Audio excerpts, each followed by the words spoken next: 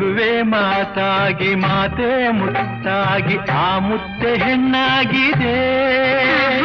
ಹೆಣ್ಣೆ ಹೂವಾಗಿ ಹೂವೇ ಹಣ್ಣಾಗಿ ಹಣ್ಣು ಕಣ್ಣ ತುಂಬಿದೆ.